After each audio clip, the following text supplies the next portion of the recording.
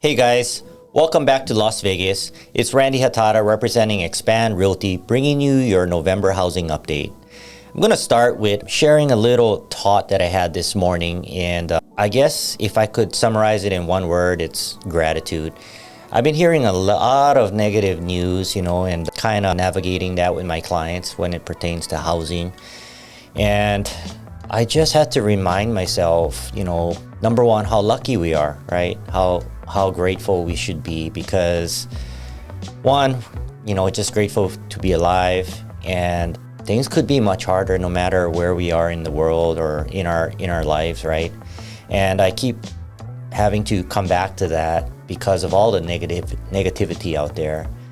And I'm so feeling blessed to be, number one, born in the USA, and then two, having been given the opportunities that Las Vegas has given me and the opportunities that you guys have given me in order to do what I do. For that, I am very grateful. And, sharing that thought, I'm going to piggyback that into our housing update for November and just remind everyone to look at the big picture, and I'll kind of elaborate as we go.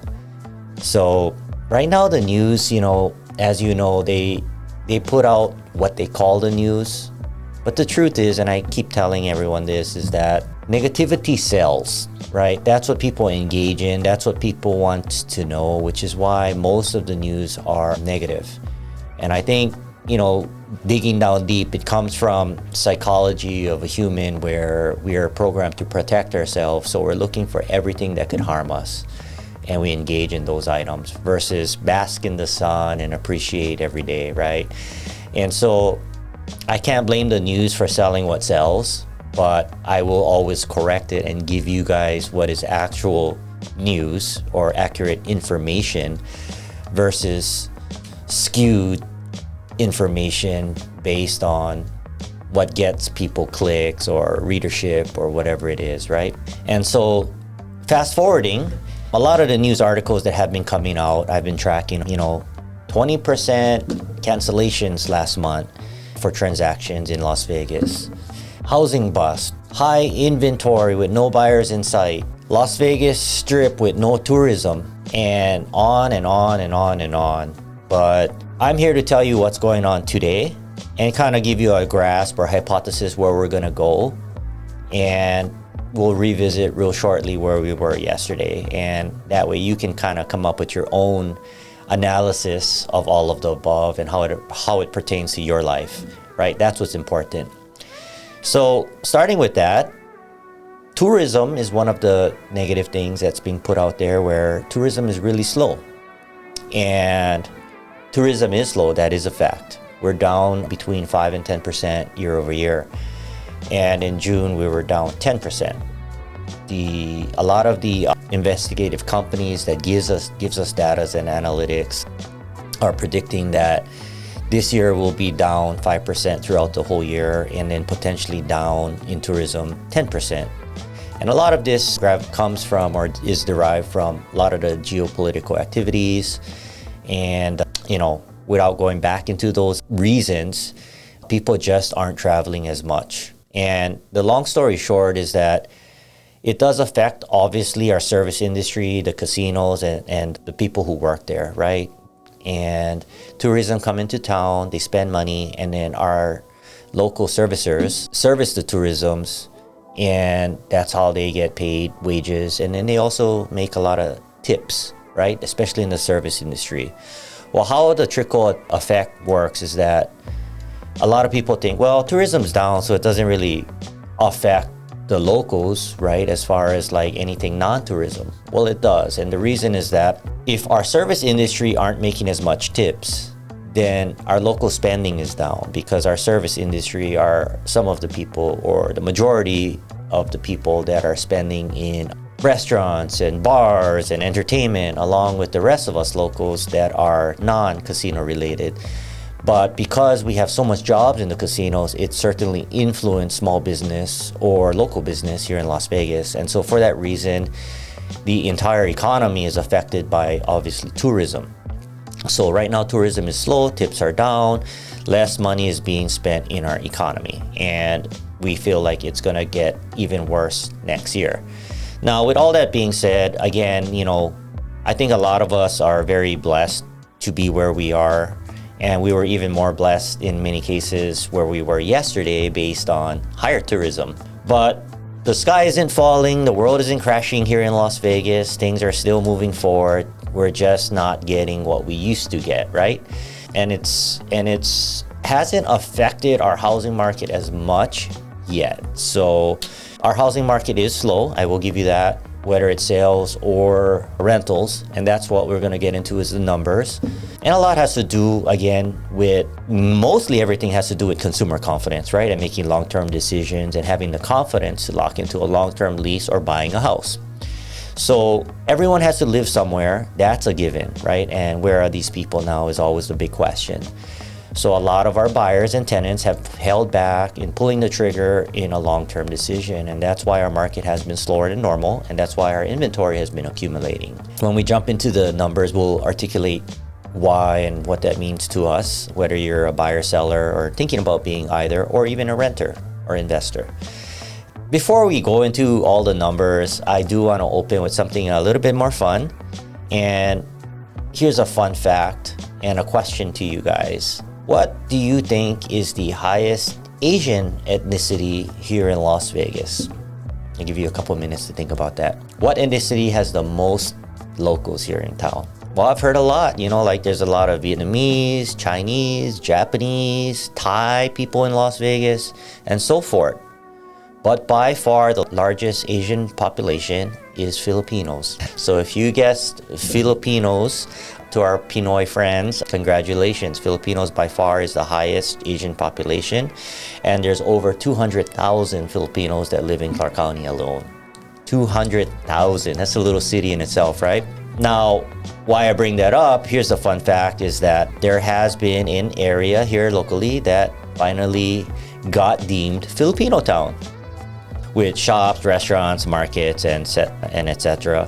And the anchor behind it is Seafood City Supermarket. This area is between Flamingo and Desert Inn. You can go check it out. It is growing, and I think it's going to be just attracting more Filipino business to join that area, because why not have a one-stop shop, right? We already have Chinatown in Spring Mountain, which, by the way, is no longer just Chinatown. It is more than just even Asian town, because there's a lot of different ethnicities and cultures coming into what we consider Chinatown over on Spring Mountain. And the reason is that there's a lot of demand and a lot of traffic in those areas. In fact, that's one of the hottest areas for commercial real estate in all of Las Vegas. One of the busiest streets in Las Vegas and busiest corridors for retail and restaurant in Las Vegas. So Spring Mountain starts with Chinatown, and then there's a so-called mini Japanese center, and then there's a larger Korean area or center as well. And again, now in a different area, we have Filipino town. So there you go. There's a fun fact.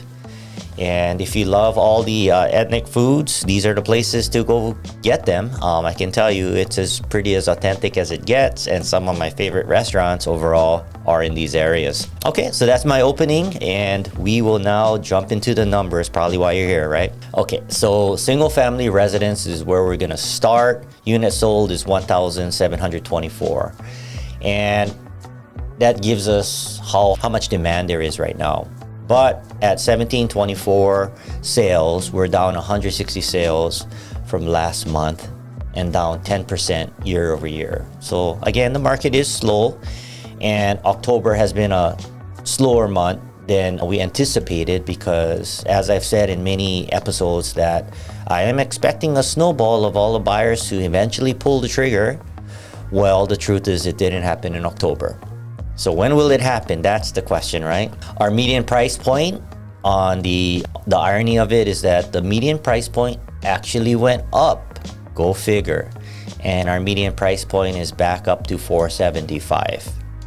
So we went from August, where for the first time in a very long time, We had one dip before in the last 10-year period, but this 2 months ago was the first dip for a very long time where we dipped our median price point from $485 to $480, and that was a dip of $5,000. And then in September, we had another median price point dip from $480 to $470, $10,000 dip. And so together in the last 2 months, we had a $15,000 dip in our median price point. And now it's back up to $475. So overall, it's a $10,000 dip from our market high. Now, when you think about these numbers and you go back to this gratitude opening I talked about, or remembering the big picture, in the big scheme of things, $5,000 is 1% of our median price point, right? And $10,000 is approaching 2%-ish, not even close to 5%. So, if you're thinking, oh my, the sky is falling, we're really talking about ratios of less than a couple or 2-3%, in the overall scheme of things. And it's important to see those trends, but $5,000, $10,000, when you're talking about $480, $470, $475,000 is a very small percentage. Again, it's important for us to understand where we're going trend-wise and track that, but just do the math in your head. I mean, of course, if you're a seller, yes, we want every penny we can possibly get. But back to gratitude. Just remember where we came from and let's focus on today and where things are going, because most of our sellers have 50% in equity, 100% in equity, 200% in equity, 300% in equity from your original purchase price.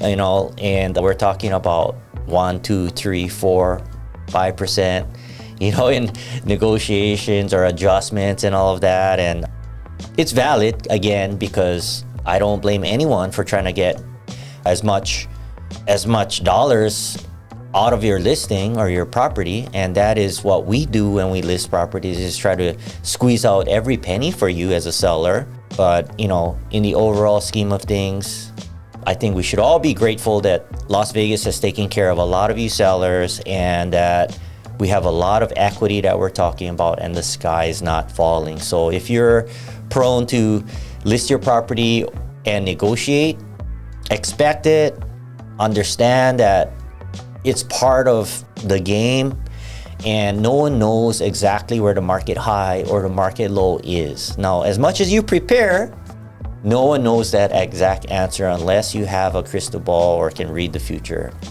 We'll help you navigate where we are, where we're going based on trends. But again, no one knows exactly when that happens. So if you have listed and sold on the exact market high and got the exact market high, kudos to you. But it does take a little bit of timing and luck on your side, even with all the education and planning and experience. Same for the market low when you purchase, right?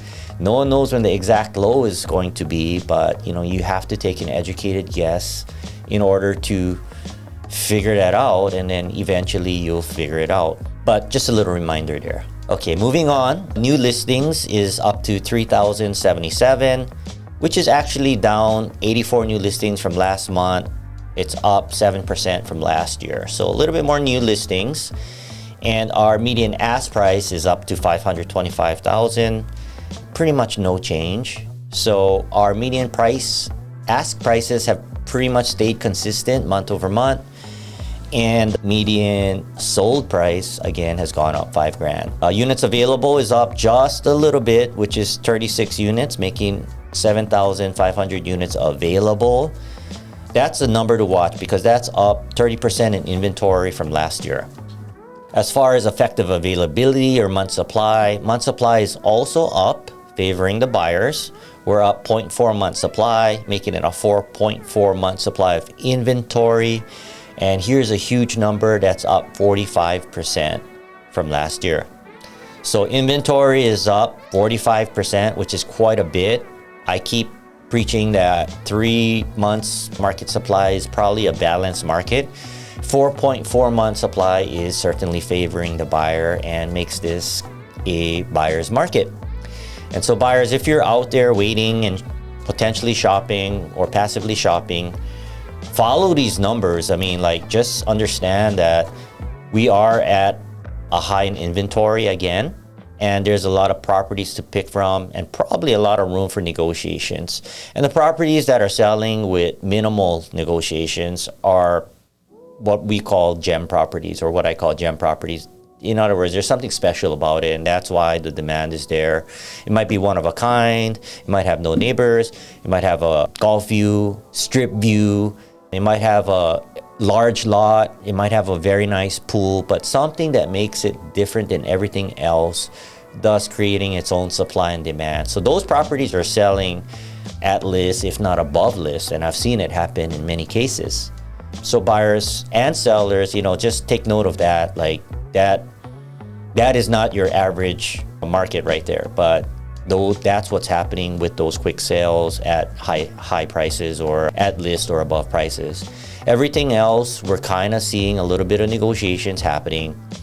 And with a 4.4 month supply this November, we're probably going to see a lot more negotiations. As you guys know, in general real estate, the winter is usually a slow period. Our winters are not as slow as the East Coast or anywhere with very cold climates, just simply because we don't have all the heavy snows and snowstorms and all that. So we continue conducting business, but it does slow down cyclically. So buyers, take note of that, because this November, December might be a great opportunity for you to find a good, what we would consider a good deal and better value. And that is with negotiations for resale or for new builds as well. So now might be the time, We'll talk about interest rates and how that affects that as well. Rolling into condominiums and townhomes, units sold is up just a little bit, 492 units sold. That's up just 7 units from last month and up almost 9% year over year. Actually, down 9% year over year, I'm sorry. So units sold is down almost 10% from last year for condos, townhomes. And it actually affected the median sales price, which went down about $9,000. with making our median price point $285,000. New listings is up 50 new listings to 935 new listings. That's up about 12% from last year. And our median ask price is $295,000, which is actually up $6,000. Kind of strange, but there's reasons for it, and that's why we follow medians versus averages. Units sold is 2660. That's up 55. Units available is 2660. That's up 55 units available month over month, and actually 47% more than last year. So pretty consistent with our single family market, but our effective availability is up a lot. There's no change month over month. We're at about a 5.4 month supply. Same as single family, a balanced market would still be considered a 3-month supply of inventory. We have 5.4 month supply, and that's up 60% year over year.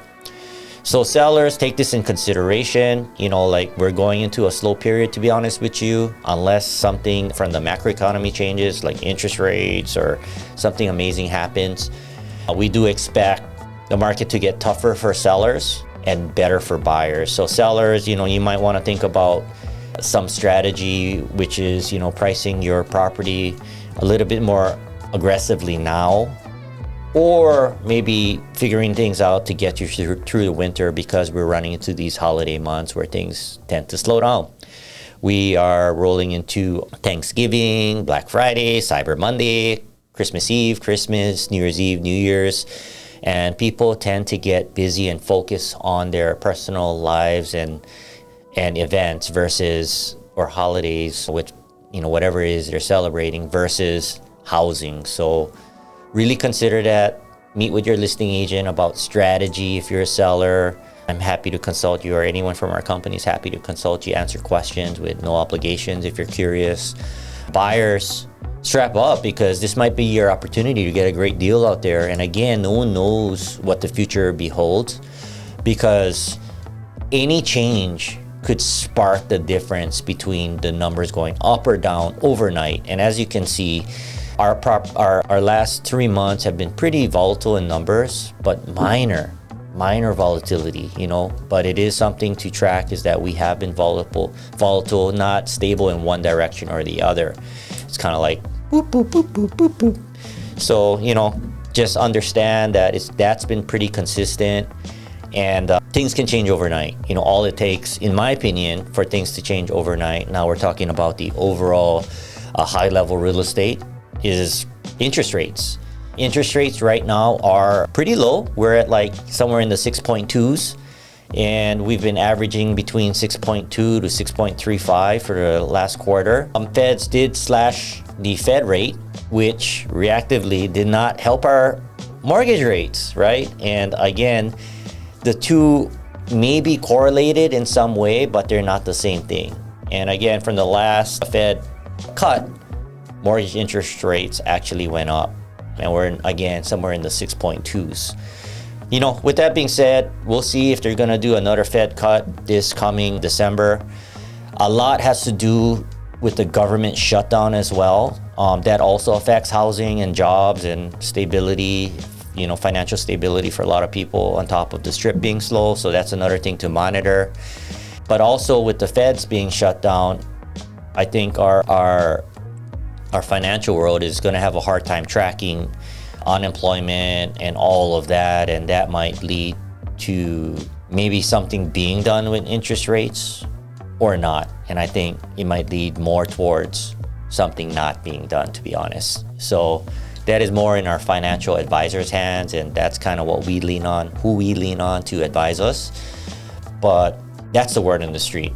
So our hopes for getting sub 6 this year in interest rates, that's a long shot. We're hoping for it. I think it favors everyone in housing for that to happen, but I don't see it happening this year. Now, with that 6.2, 6.22, 6.23, that's all great rates. But I think what's going to take the spark for our market to change in a positive direction for both parties, or not for both parties, for a healthy market, will be dropping of interest rates. And again, my magic number personally would be anything passing the 6% mark, sub 6, is going to be a huge spark and starts a trend. The thing about real estate is that once that trend starts, which is why it's important we follow these trends, and it continues for 1, 2, 3 months, that's kind of when we see things start moving in that direction. And so that's why the last 2 months we've seen price drops. That's why it's important to continue watching that. But seeing it going up last month kind of threw that off, right? And now it's not headed in the same direction we thought it was. So who knows, right? But the sky is not falling, I guess, is my point. I think, if it makes sense for buyers to buy, now would be probably a good time. And, sellers, I think we need to get back to reality and understand where our market is going and what we're doing in the quarter we're in. I know there's probably going to be more listings coming out this spring, but I also know there's going to be a ton of buyers that's probably waiting for this spring as well. That's usually our hottest market. And so what does that mean? Is that opportunities for sellers and buyers this quarter during winter, or is it opportunities in spring? And are the sellers waiting for spring, or are they trying to sell now? And those are all the questions, from an individual level that we consult with. But from an overall basis, this is just what we're monitoring. So we're going to continue to monitor and report back to you just like we are today. And hopefully we can keep you posted. Now, react proactively. As far as rentals, from our property management world, rent has actually gone down a little bit by about $50 to $100 based on our, not $50 to $100, 50 to 100 units. So our rentals, we have less amount of rentals that have been leased last month than the month prior, and the number is close to about 1,900 versus 2,000. And our median rental price is $1,995, and our average rental price is $2,275. So there's your numbers for rentals. But I will tell you from a property management standpoint that properties have been sitting longer than expected. It's taking us more marketing to get things rented, favoring the renters. So if you renters are, really like a property, you probably have the leverage to negotiate with your landlord, especially if you're a highly qualified resident. So, just keep that in mind. And as far as landlords and investors, the name of the game right now is retention. So, being that rents have actually come down a little bit, instead of raising rents and giving our tenants 60-day notices to raise rent, we're actually keeping rent the same to retain our tenants and our residents, because right now things are a little slow again when you go into marketing a property, and the mathematics makes a lot more sense to retain a good tenant on top of quality of your home and getting it being taken care of and all of the above. So responsible tenants understand that you guys are residents, understand that you guys are valued, and that your landlord should be valuing your responsibleness, because it's not that easy to come by in today's world. So understand that. And with that, we are also seeing a lot of fraud happening, not in just rental applications, but in sales. So just understand, as things get tough in our economy, fraud rises, and there's a lot of that happening. So, if you're self-managing your own property as an investor, it might be time to consider really using a professional management company, because fraud is on the rise, number one.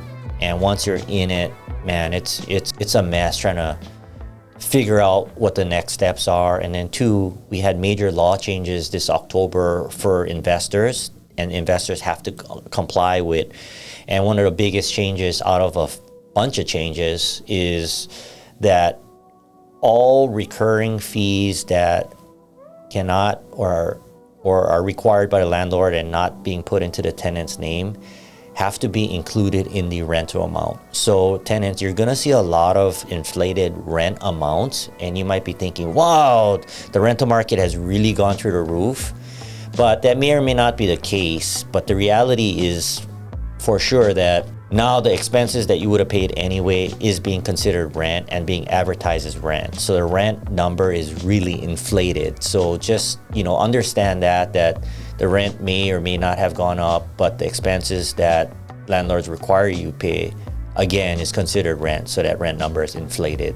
And that's how it's going to be until the laws change. So that's what's being advertised on our multiple listing services and websites, just so you know, is the total rent.